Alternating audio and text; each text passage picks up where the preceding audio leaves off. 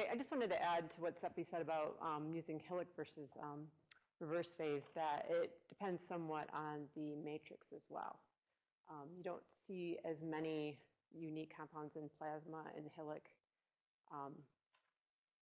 that we don't see in reverse phase necessarily as you do in maybe some other tissues. So that could be one of the reasons why we would choose multiple methods or single methods. So just by way of introduction, I'm Maureen Kachman. I'm the Metabolomics Core Director. So Chuck sort of introduced me earlier and said, you know, talk to me about everything, which is fine. But I do want to talk about how to get started with the core in terms of when you want to start thinking about doing some metabolomics analysis. A lot of the things that have been covered today will really kind of give you a good feeling for what you need to know sort of before you come in and talk to us. But I want to talk about them uniquely from the course perspective in terms of how we get from a concept to a final product, and you know, some things that we already have in place that we can do for you now, and some things that we need to develop. For example, if you you know, you're looking for particular metabolites and things like that. So it's just a unique process that we go through, and I just want to make sure that everybody understands that we have a sort of 10,000-foot view of what chromatography is and what mass spectrometry is, but there's a sort of a on-the-ground look of what has to happen as well. So, all right.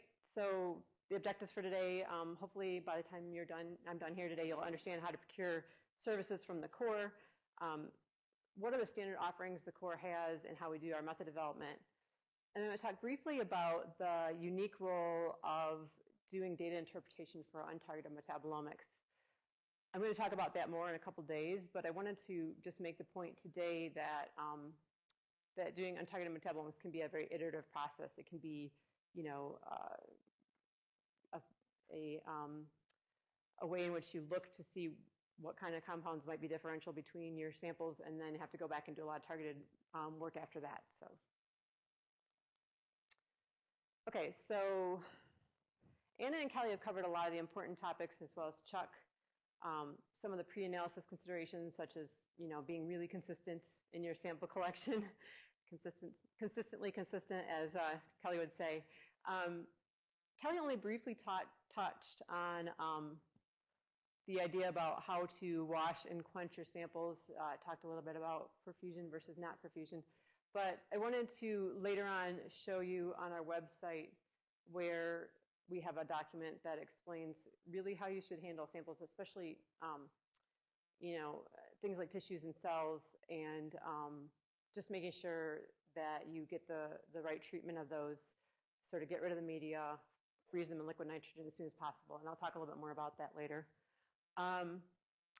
Again, briefly touched on in Chuck's talk, and it will be talked a lot more about in the statistics parts of the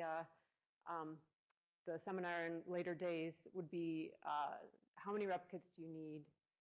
You know, when should you use replicates, or how you should control those? But I want to make the point, because I often get people who ask me, how many replicates do I need? And the question is, what is the goal of your study? Are you doing, right now, is this a pilot study? Are we trying to just get some preliminary data for a grant, and is it going to lead to a bigger study later? And most people are like, at first they're like, yes. So I don't need a lot of replicates, right? And I kind of back up and say, well, you know, let's not just run, you know, one control in one cell line, or one control in 5 cell lines, and say, oh, look at all these differences. I feel that you're going to, you know, having a single measurement of anything is not going to get you very useful information. So even if you're going to do a pilot study, I think you're going to want to have minimum 3, you know, possibly 4 or 5 replicates. A reason is, think about that. You're doing a pilot study that you're going to be basing a larger study on, and you're going to be putting a lot of money into that larger study, most likely. So you don't want the results of the pilot study to be false or somehow, you know, not informational in terms of all this other planning that you're doing and all these other months of work that you're going to put into doing this larger study. So it's just a consideration, because you would be surprised how often people want to send in 2 samples that are, you know, that we just don't know that we're going to really see any meaningful difference with just n of 1. In terms of collection and control of metadata, again, that was talked about a lot more in the sample prep, in the sample collection phase. From the course perspective, how we're going to use that information, a couple ways. One is we will, if we have a large study, think about possibly blocking your samples before we randomize them. So in other words, if it's going to be a multi-day study, we may decide that we want to make sure that we don't necessarily have all of your controls on day one and all of your cases on day two and that kind of thing. So we will ask for that information. If you have any concerns about that, you want it to be completely blinded, you have to talk with us about that and how we can avoid possible errors that could come into play if we don't, if we don't at least make sure that we randomize things properly. Okay, so where are we at in this process? Well, the core is obviously involved in the entire process, from the consultation all the way to, helping you generate new ideas, although maybe that's mostly your job. But today I want to talk a little bit more about, once you get the samples to us, what we're going to do in terms of our workflow, in terms of analyzing them before we produce the data. There's separate topics on data analysis tomorrow, but I want to mostly talk in this area. Also, to make it clear, we've talked a little bit about extraction methods and things like that from metabolomics. For the most part, I would say in 90% of our studies, we do most of the metabolomic sample prep for you. So what you're giving us is frozen tissue or your cells, either spun down or in the plates, and then we're doing everything from that point on.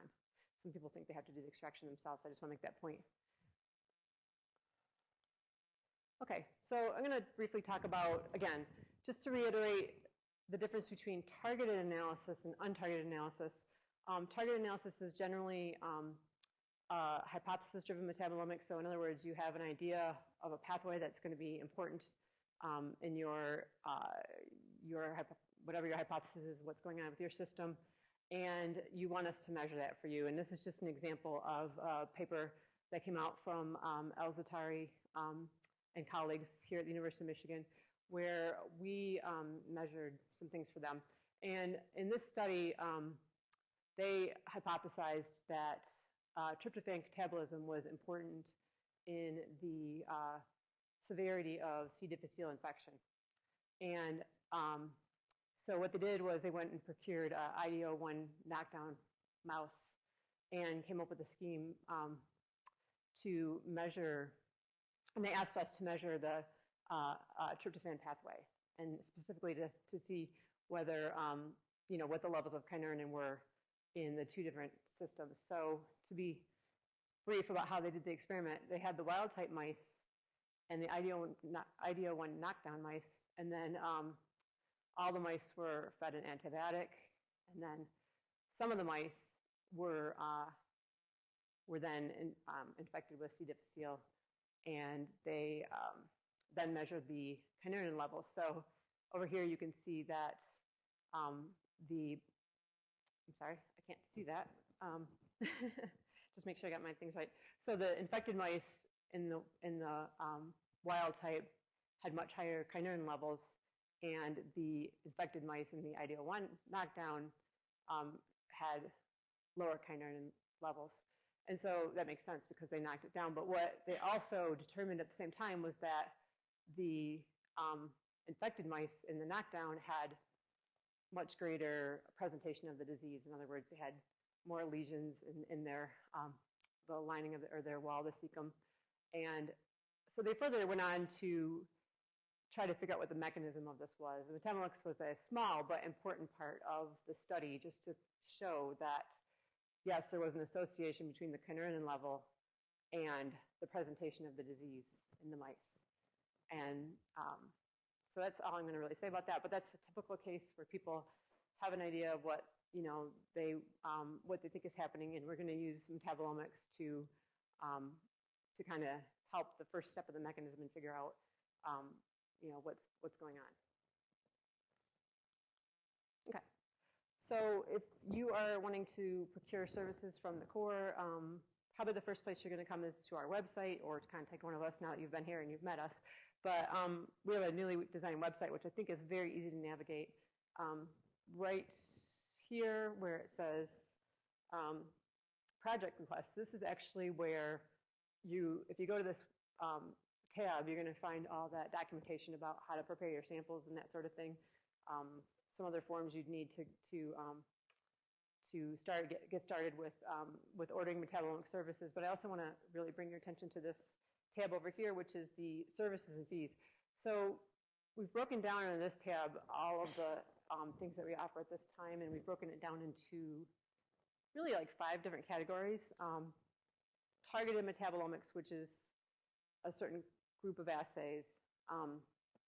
Untargeted metabolomics, which really is just your non-lipid untargeted metabolomics. And we'll talk a little bit later about why we have now a lipidomics platform, which is sort of an untargeted platform looking at all of your lipids, and then an untargeted metabolomics platform, which will get you some lipids, but is mainly focused on sort of more polar and medium polarity molecules. So that would be another place. Here, you might have to go through a couple different tabs to see everything we offer, but we thought it was easier for people to kind of get their head around what kind of services we have. We broke them down by class. Another like third class within here is our fluxomics studies as well. So when you get to the next, so this is just one of the tabs that would appear under that services and fees, and this is the targeted metabolomics. And you can see it lists all the standard assays we have right now, the price, and then these are some helpful links. If you click on this sort of assay description, it will give you some really great basic information about what's in that assay. What are all the metabolites that we're trying to detect? What kind of volume we need, a basic description of how we do the study, and then part of the reason I'm just showing this today is because this may be important. The limit of detection to you, it might be something that we need to talk about. If you have samples where it's sort of below this normal limit of detection, then we might need to think about how we run this particular assay for your samples. And then other thing is, so I have to put a little caveat here.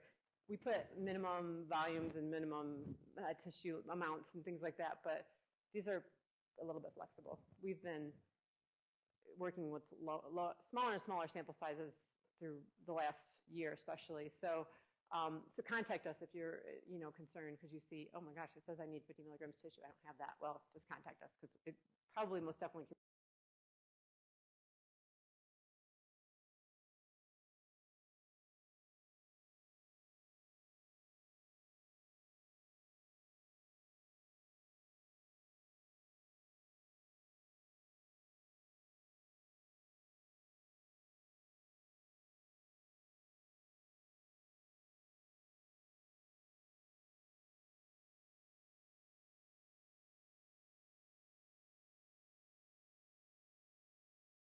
We done on less. And all right, so these are all out there for people to start looking at, the different assays that we offer right now.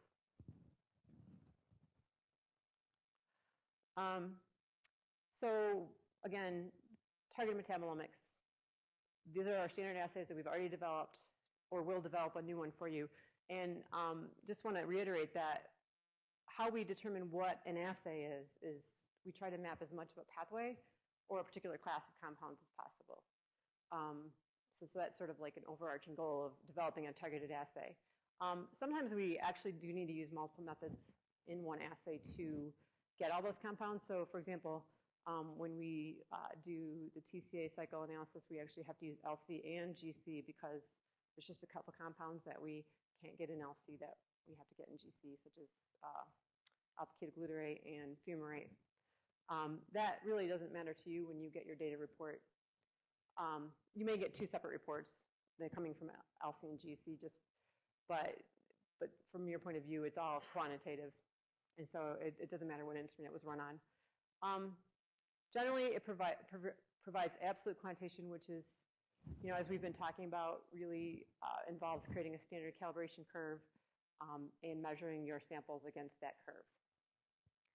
And then data are normalized by one of several methods. I want to make sure that people understand that sometimes some discussion has to be had about how to normalize the samples. So if you're going to bring samples to us, if they're cells, we're probably going to normalize to protein content. However, if it's best if you can sort of get a similar number of cells in your samples to begin with. There's definitely times when people have brought us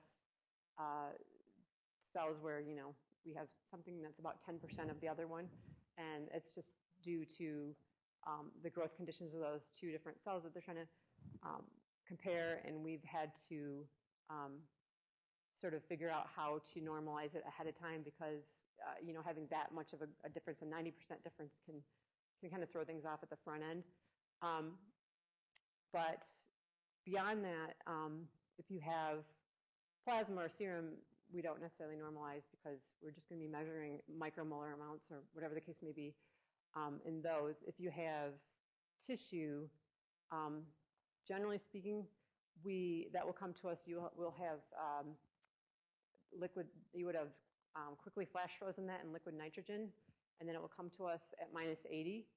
And then what we're going to do is pulverize that at -80 again, so that it's easy to grind up, and then probably measure the weight of the pulverized material. So in other words, we don't want to necessarily weigh the wet tissue. We will ask you for that because it would be a good check, but once the material is pulverized and we're actually extracting it from that material, that's when we're going to take the weight at the end.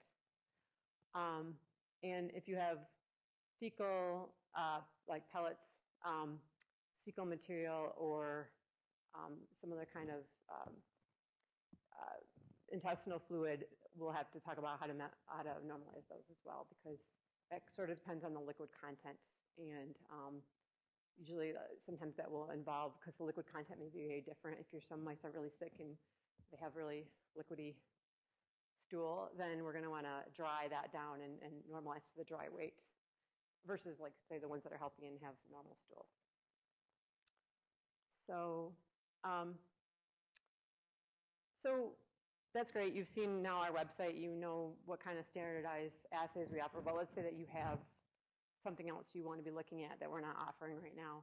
And you may ask yourself, do I need to just go to untargeted metabolomics, or do I want to spend the time to try to develop a targeted assay for those metabolites of interest? So it's always a good question. And it's our mission to develop those assays to the extent that we have the capability to do so. It's a little more time consuming. It can take, up to a few months to really get a new assay in place. But if it's going to serve others in the community, we think that other people are going to want to use it, or you're going to use it for many years to come. We're willing to take the time to do that. But I just want to give you the outline of how we do method development so that you can understand the process involved and why it can sometimes take several months. So if we're going to try to develop a method for, a new class of compounds we've never detected before, first thing we're going to do is do a literature search. So no reason to recreate the wheel. If somebody has done this and they're using instrumentation that's somewhat similar to what we have, then we might be able to just reproduce what's been done. The caveat there being that you never know when the person who's published that has published the one good result that they had and not the other 20 that they couldn't get it to work. So, it never really comes out exactly the way it should when you try to reproduce a method from literature. But, it's a good starting point. That's going to involve selecting a separation method, as Steffi talked about, which was really great. It's also going to involve us selecting a detection method. So do we want to develop this on our TOF, on our triple clot, or maybe one of our GC instruments? So all of those second through fourth steps are probably going to be done on standards.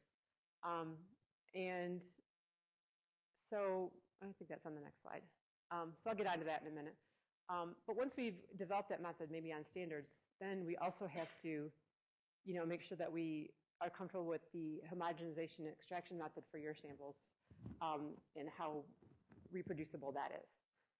Case in point, we have one of our investigators who's studying Drosophila, and kind of hard to get metabolites out of fly heads, but we're getting there. So this is it can be a really short and quick part of the method development, or it can be very long. It really just depends. We want to look at the metabolite stability. There would be certain classes of compounds that if we extract them, we might have learned over the years that those samples have to be analyzed very quickly. Probably shouldn't be frozen, should be analyzed within the day or two after the samples are produced. Sulfur-containing metabolites are some of those. And then the last thing is, if we're going to develop the method, it has to be sensitive enough to work on your samples. So I'll talk about how we go back and try to figure out how that's going to work. Oh, no. Okay, so I didn't really mention. So back at here, okay, so I did say, sorry, my vision's not that great. We're going to have to develop the methods on standards that we've purchased for the purpose. And we also are going to probably want to get internal standards for most of the metabolites that we're measuring in this pathway. As Charles talked about, that's to ameliorate the effects of ion suppression, and to make sure that it's also a fantastic internal check for that metabolite, because it should come out chromatographically exactly at the same time as your metabolite of interest, and it will just have a slightly different mass. So it helps align the chromatography and keep everything straight, and help with picking up if there are some interferences and we're somehow detecting two metabolites that maybe have the same mass at the same time, and we haven't managed to completely separate those in the LC system yet. Having an internal standard can help us figure all that out. So this is just an example of some method development we did in this past year. We were asked to develop a method for the mevalonate pathway. There were about 13 compounds in this pathway, well, plus some others. And so the first thing we did, again, we purchased all those internal standards, not the internal standards, the authentic standards, and we just put them on a Q-top instrument, which now you know what that means. And so we're basically just wanting to measure the mass. And we're using a helix separation method on these as well, a well-established method that we've had in our lab, and everything was looking pretty good. We wanted, like, these two compounds are actually isobaric. I'll show you on the next page what the other one is, but I think one is an iso and the other one's not iso, so we can separate them chromatographically, which is great. And then you see, like, nice separation here where we really don't have any of our standards overlapping. They're all well separated. Here are the other half of the compounds. And so this looks really good. We were really happy with it. We looked at a couple things. We wanted to make sure that we were detecting the right form of the compound. As Charles mentioned, we might have a compound that shows up with 2 charges or just a single charge, and we want to pick the most sensitive one, the one that's going to work best to quantitate your sample. And so we kind of measured the masses of a couple different forms of that compound to see which one was the most, had the best sensitivity. So that looks great. We were happy. But the next thing we did was sort of go to HMDB, start looking at what are the levels of this metabolite in the tissues that we were asked to measure it in. And so just make sure, because the next step is going to be to create a calibration curve and to make sure this assay we've developed is sensitive enough to measure it in your samples.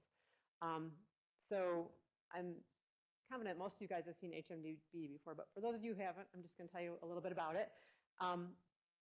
The Human Metabolome Database has a wealth of information about different metabolites, everything from its chemical and physical properties to KEGG pathways, links to all that kind of stuff. The part that we're probably most interested in is down here, if you scroll down the page, which is sort of a catalog of different times that this metabolite has been measured in the literature. So, that can tell us a lot of things. It can tell us what the normal concentration is in normal cells or normal tissues. It can also tell us, there's differences between males and females, because sometimes people have done a study with only males or females. There'll actually be some of these studies where it's done just on kids. So you can see there's differences in levels between children and adults.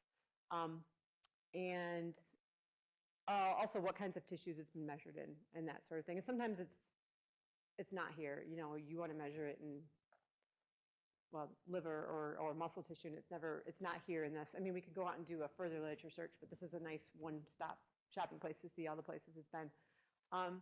So what happens if we come here and, everything in this pathway is sort of below the lowest standard that I've looked at it in my QTOF instrument. The next thing we're most likely going to do then at that point is to try to take it to another instrument, such as a triple quad, and see, because that can have about an order of sensitivity, order of magnitude greater sensitivity, maybe 10 times more, and see if we can do that, which is what we did in this case. So getting down to, closer to the biological, thanks, Ella, levels, it's still got a pretty good signal noise on most of the compounds. Some of them not looking quite as great as they did the first time around when we had higher concentrations, but still looking pretty good in terms of our ability to detect them. Charles mentioned that a lot of times when you're using like a triple quad instrument, you're wanting to take advantage of the fact that you can not only measure the parent mass of that compound, but a unique fragment, which will also give you the ability in some cases to distinguish highly related compounds where chromatography is very important, but if there's any shift in your chromatography, you might be in trouble because all these compounds have exactly the same parent mass, and they have pretty similar fragments. So what you'd have to do in that case is to find not just the parent mass, but a fragment that's unique, that is unique to one form of the compound. And an example of that is our eicosanoids platform, where like all the heat compounds have kind of the same mass, but we can find unique fragments for each one, and that allows us to more confidently identify those. And the problem with that is that sometimes the unique fragment is not the most sensitive fragment. So we have different ways of going about and trying to optimize the instrument to find that, the optimal sensitivity for this compound as well. And another way to do that would be to have two transitions. This is the MRM technique that Charles talked about. Have two transitions, one where you're measuring for uniqueness of the compound, and another one where you're quantitating, because you get a little bit of sensitivity. So MRM can sometimes have just a single fragment, parent fragment pair that you're looking for, or two or more parent fragment pairs that you're looking for. And just a little bit about how to optimize that. There are tools in the web where we can actually predict what the fragments would be, and maybe use one of those fragments to get better sensitivity. The instrument has some built-in processes for doing that as well. Okay, so I'm almost out of time, so I'm going to go quickly now. Again, we're going to have to create a standard calibration curve for a quantitative assay. Important here is that for some studies, we're going to ask you for test samples. The reason is because if we haven't used that matrix before, whatever your matrix is on that particular assay, we're going to want to find out where they fall on our calibration curve. And if they're falling down here, then we're going to want to extend that curve and get a little greater range around where your sample is. But additionally, interesting, we might want to ask you for some information about your case versus control, because I've had situations where the dynamic range of what you're looking for can be quite large. You're pretty confident that the concentration of this metabolite is going up in your your case versus your control. So we have to make sure that calibration curve can cover both the case and the control, that we give it large dynamic range. And that can take a little development up front. Okay, much more about global metabolomics tomorrow. You'll hear lots of talks about that, both from a statistics point of view and from a data analysis point of view. Actually, on Wednesday, I'll be talking about that. But, oops, sorry. I just wanted to make the point that global metabolomics is more of a hypothesis-generating type of experiment, and after we kind of say we've done some statistical analysis and figured out what the differences are between case and control, or whatever you're looking for, your factors are, we're going to have to probably go back and do some additional data mining, or maybe some targeted analysis, some follow-up studies on that. Fluxomics, again, we're going to have a few more talks about that, just to really go into depth about what it means and why we do it. From the course point of view, once you've decided to do a fluxomics experiment and you've consulted with Chuck and myself and other people about your conditions of making sure that we have the right time points and we have all that stuff, and you've actually done the experiment, from the course point of view, we're going to do a fluxomics analysis on a targeted assay. So you're going to say, I've added 13C glucose to my samples, and I'm primarily interested in looking at the TCA cycle. So you're telling us you want to do fluxomics, and we're going to come back and ask you which pathway, what do you want us to look for the downstream metabolites from the glucose in, and that's not, I'm not limiting that to like TCA cycle, because there's a lot of other biologies that can be going on, cancer metabolomics and things like that, where you're going to want to look at other metabolites besides just the basic TCA cycle. Okay, so just to wrap up, please make sure you consult with us. We're very happy to talk to everybody about their experimental design, about what the core can do for you, how we can develop new methods, that kind of thing. Go to our website, look and see what we have, and go from there if we need to do other things. Carrie Bonds, who is not here today but will be around, you'll get to know her because she really handles all the sample management in terms of receiving samples from you guys and storing them and making sure they get put into our LIMS system, so everybody in the metabolomics core knows what's happening with your samples, exactly which assays to run and where they're located. And that's, I think, it for today. I'll just skip through the last couple slides because they really just talk about submitting your samples. Carrie will help you with all that over email if you need help. And we'll talk more about this tomorrow, uploading your data to a repository. Thanks. All right, I guess we have a break now, right?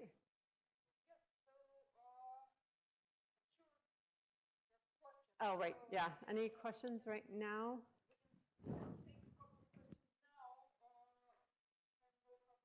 Yep.